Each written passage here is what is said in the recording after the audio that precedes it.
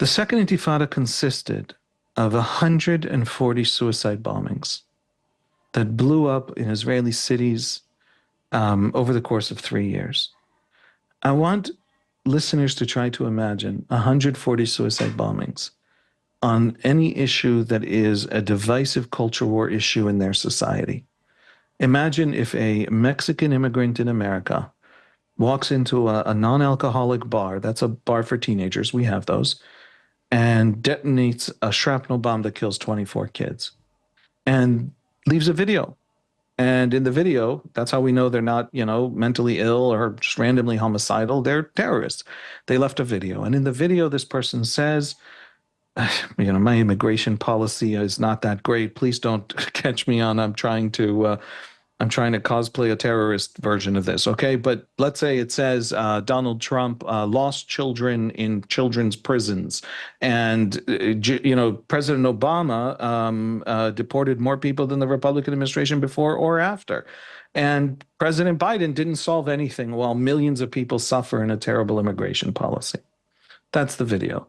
I, America, am going to make you see. Boom. Okay, let's imagine an event like that in American politics. The immediate aftershock of that event. First of all, the conservative Republican response is very simple because it fits with their basic worldview, right? It's not a challenge to write that tweet for Donald Trump. But what's the progressive response to an event like that? What would that look like? I submit to you that progressives would be tormented. There'd be 15 different responses. Some of them would be, this guy's an evil murderer who made it harder to fix the immigration problem because of his own, narcissism and psychopathy. Some of them would say, look, this is how bad it is that it would generate this kind of violence. There'd be all kinds of different responses. And when we've had in actual democracies, real examples of terrorism right along those fracture lines of culture wars, those are the kinds of responses you see. But fundamentally, progressives would have a real problem with violence like that. And the problem is that they agree with the video, right? But the guy just murdered children. What do you do when you agree with the video, but the guy murdered children? Whatever that progressive response is, now try to imagine the progressive response when there's another bombing a week later. And now try to imagine the progressive response when there are three more a week after that. And now try to imagine the progressive discourse on immigration over the next month when there are 13 bombings. And now try to imagine over 3 years, 140. But there is a point. I don't know what that point is. I don't know if it's at bombing 3 or bombing 30 or bombing 113. But there is a point where the progressives of America say, you know what? Let's put a pin in this one and circle back 10 years from now because you can't even breathe. You cannot talk about it. All the air has been sucked out of the room. The Second Intifada's 140 bombings shattered the Israeli political left. It hasn't won an election since.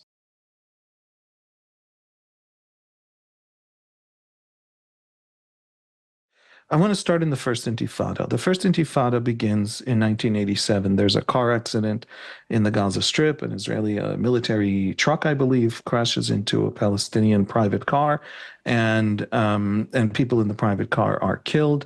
And that incident sparks, catalyzes a whole series of riots and protests in Gaza that very quickly spread to the West Bank.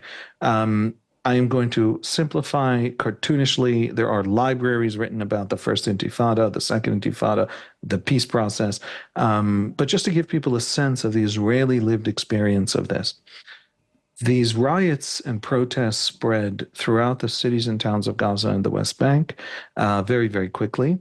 And the Israeli civil society, civilian society, excuse me, experiences that very, very quickly because unlike, the Americans or the British or the Australians, when our military deploys, it doesn't deploy to the end of the world, right? It deploys, an hour bus ride from home.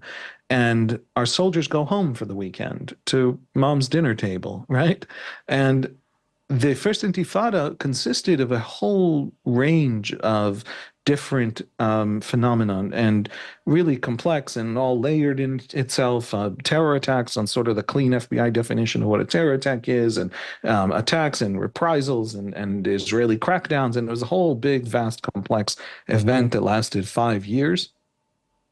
But there's a piece of it that is burned into the Israeli psyche. And that is a big part of how Palestinians tell the story of that first Intifada.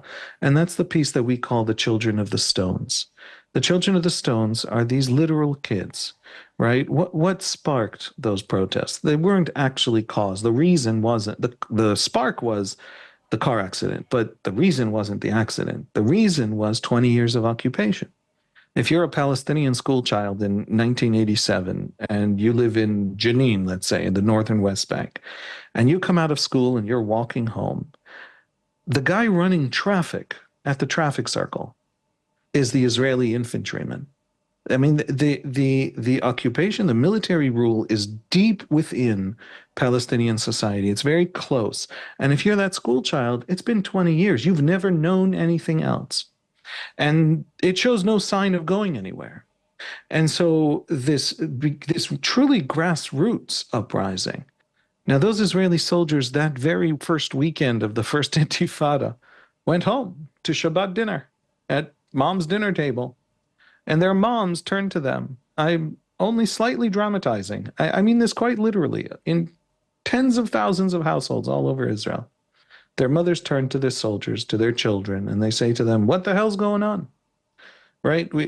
I'm watching the news. This is headline news already, and obviously, and for the next 5 years, it's going to be every day's headline news. What the hell's going on? And those soldiers turn to their mothers and they say to them, "What am I supposed to do? What am I supposed to do facing, an 11-year-old boy throwing a rock at me? I'm the Israeli infantry. I'm trained to take the Syrian commando fortifications on the road to Damascus. In 1987, the Israeli army is still training its infantry basically to fight the 73 war better, which in 1987 makes sense. What am I supposed to do with an M16 or a Galil rifle, which is kind of an Israeli copy of an AK-47 that we pretend we invented? I apologize. That was humorous. But the point is, what am I supposed to do facing these kids? And that experience, again, at a very simple level, because it was many things and it was very complex and it lasted a while, but that experience very, very quickly forges a whole new Israeli left, a whole new Israeli left-wing consciousness. Very quickly responded to the first Intifada by adopting the question of the occupation and ending the occupation and creating peace as a new civic religion. It took it in, this moral argument that it heard from Palestinian youngsters. It imbibed it very, very deeply. Within 5 years, 1992, Yitzhak Rabin is winning an election in which many, many people in the left are talking about peace. Rabin goes to Oslo with Yasser Arafat.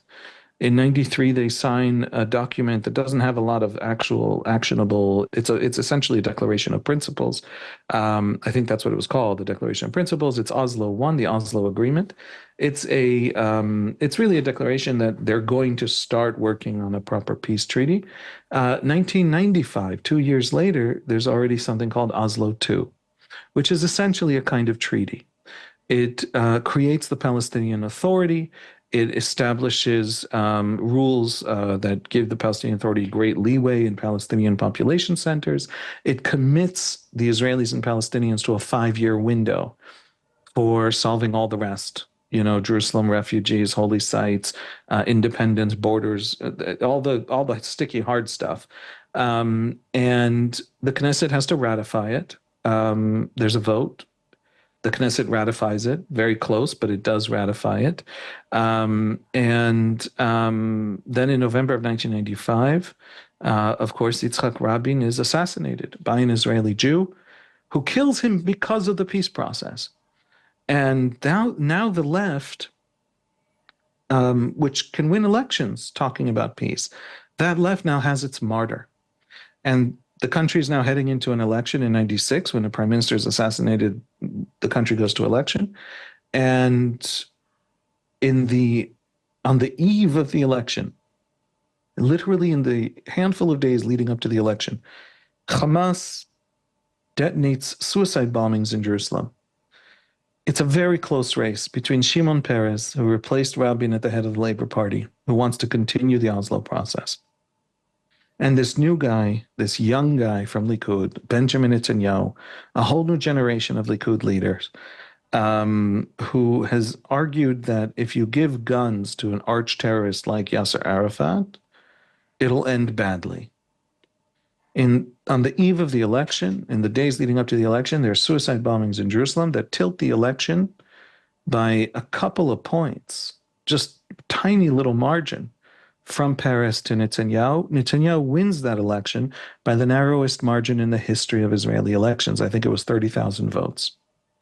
And that's the first moment when the Israeli left experiences Hamas not going to war against the occupation, going to war against the peace process. Netanyahu wins that election. He has a government for the next 3 years. He does not advance the peace process. He actually signs the Wye River Memorandum in 98. That's the last document signed by Israelis and Palestinians. But he does implement quite a bit of Rabin's commitments. He pulls the army out of Jericho and Gaza and Hebron and many different places. And he really begins the establishment of, as per the treaty Israel committed to, begins the establishment of the Palestinian Authority during his term. In 1999, Netanyahu's government falls. He's deeply unpopular. A lot of pundits say we'll never hear of Benjamin Netanyahu ever again, which is why, you shouldn't trust political pundits, obviously, other than myself, who has never been wrong. But I was in high school then, so I can, mock them for, their mistakes. But that government falls, and the left now elects a new guy named Ehud Barak, like Rabin, a former chief of staff of the army, like Rabin, in fact, far beyond Rabin. Barak is already talking about a much more significant independent Palestinian entity that it's clear to everybody, and I believe he even says it outright in a way that Rabin never did. And to this day, there are debates. We don't quite know what Rabin was thinking. And it's possible that Rabin was testing the waters and he wasn't sure how far he could go. Barak is already talking about a Palestinian state. Barak wins that election, talking about a Palestinian state. He goes to Camp David with Yasser Arafat and Bill Clinton, and they are negotiating shared sovereignty over the Temple Mount. They're negotiating borders. They're negotiating land swaps. They're negotiating, all kinds, everything difficult. They're negotiating at Camp David. Then in the fall of 2000, the Second Intifada begins. Now, the Palestinians get to name these things. So the first one was an Intifada. The second one was an Intifada. In the Israeli Jewish experience, these were opposite events. These were opposite events, certainly on the left. And what do I mean by that? The Second Intifada's 140 bombings shattered the Israeli political left. It hasn't won an election since. And it hasn't won an election not because of the death toll, which was horrible, and not because they targeted children. My example of a non-alcoholic bar was the Dolphinarium bombing on the beach in Tel Aviv in 2001. It was because of the timing, and it was because of the story. In the first Intifada in 1987, we understood, we Israelis, what those kids were protesting. We knew exactly what they were protesting. What were they protesting in 2000? 13 years later, who's running traffic in Jenin as school kids walk home?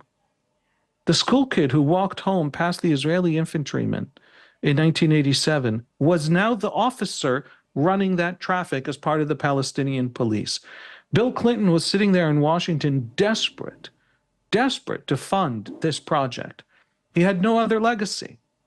He had one other legacy, and that made him more desperate to fund this project.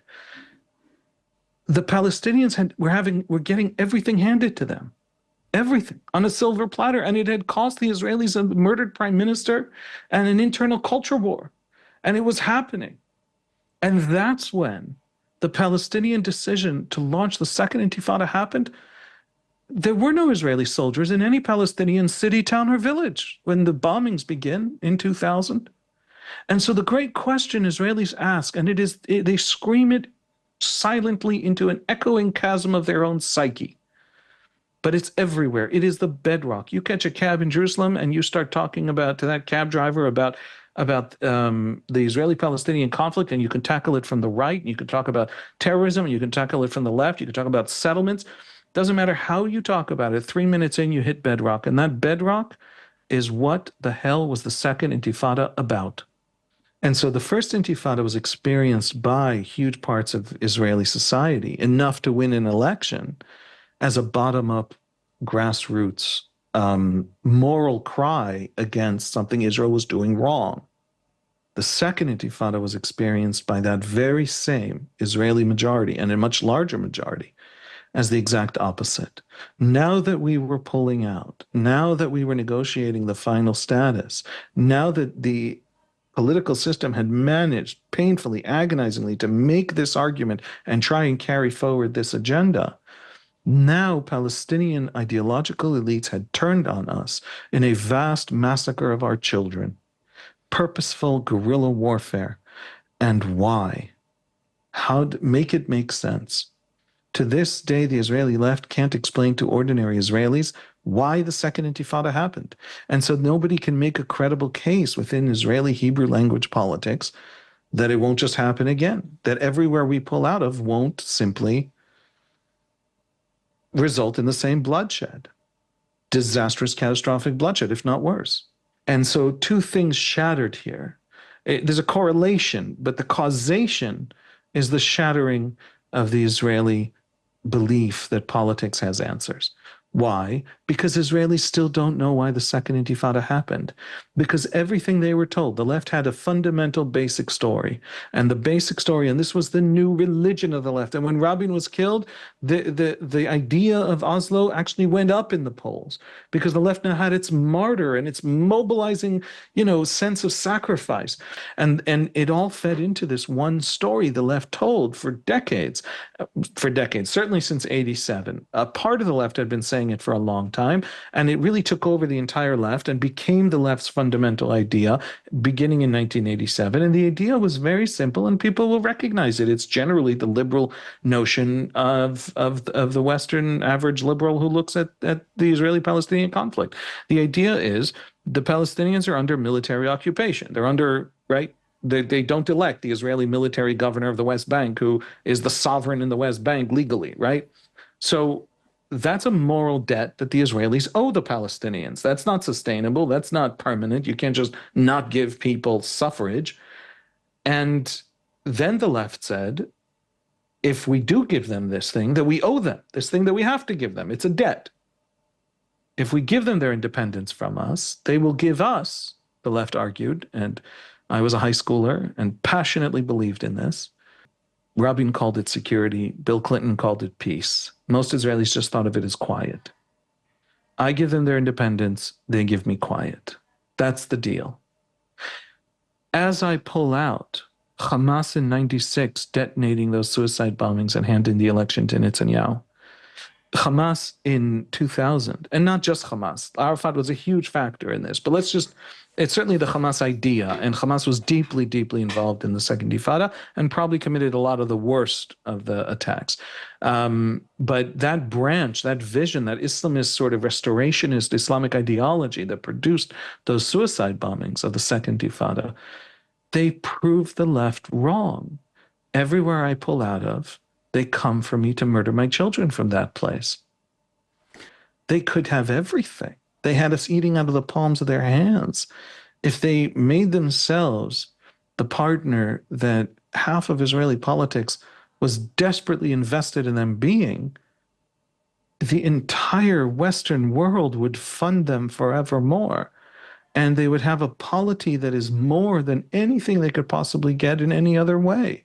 And so many arguments. I mean, there is no prosperous future for Palestinians except integration into the Israeli economy. There's simply no other economy around they could integrate into that would be worth integrating into. They would, if they're cut off from the Israeli economy, they're going to be Somalia, best case scenario. But they could be integrated, by the way, in their own separate state, but deeply integrated.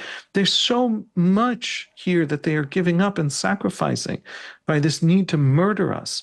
And that's when I got into these questions and began to actually ask and began to read and discover the Algeria paradigm in which a lot of them live.